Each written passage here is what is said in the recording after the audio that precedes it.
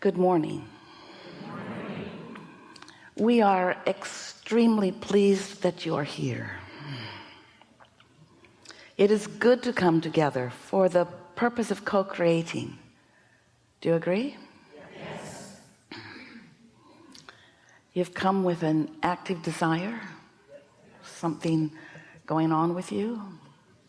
You've come to contribute and to receive, yes. To practice your vibrational frequency, to come into alignment and stay there for a while so that it can take hold. Yeah. Deliberate creation is delicious, and creation by default less so. In fact, creating by default is terrible. If you don't know what's coming to you and what it is that you're doing that is causing it to come, then you get into a mode of futility where you're blaming others, needing them to be different. And the reason that so often that happens with humans, dear hearts, humans. The reason that happens so often with you is because you are natural harmonizers. You are born with every aspect of your being seeking harmony. And so if you're not actively aware of your own inner being, of your own source and its vibrational broadcast, and therefore you are not deliberately tuning in to who you are, then your natural desire to harmonize, your tuner always being on, you're looking for something to tune to. Now, the way you would maybe describe that in your human words is, I want to be understood, or I want to find my tribe, I want to find those who think like I do. And all of that seems just fine. We're not discouraging harmony. We are just wanting you to prioritize your points of harmony. We're just encouraging you to understand that you are an extension of source energy, and that source energy, who remains non-physically focused, is broadcasting to you continually. And not only is it the energy that you were before you came into this physical body, it's the energy that, since you've been in this physical body, that non-physical part of you has become because you're in this physical body. Does that make sense to you? Probably not at all. You're an extension of source energy, sifting and sorting and evaluating and deciding and launching your rockets of desire or rockets of preference. And whenever you do that, the non-physical part of you, who knew that you came for that very expansion purpose, is aware of each new thing that you put into your equation as you become more and more. In other words, every time you know what you don't want, what you do want becomes a real thing.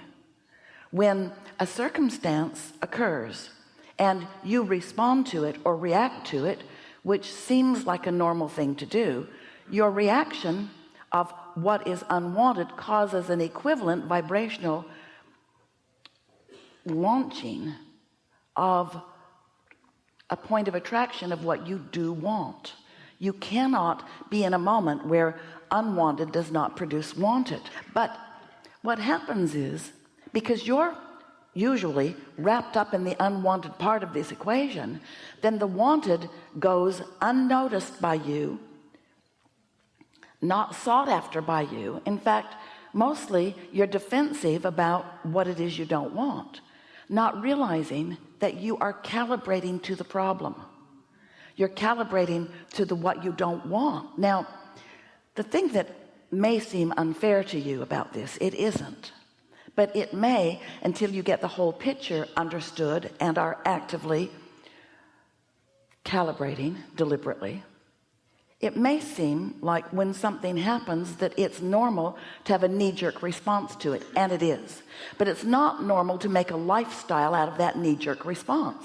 It's not normal to band together with others and complain in louder and louder voices about what you don't want, because what happens is you practice a vibration that doesn't let you move in the direction of your solution.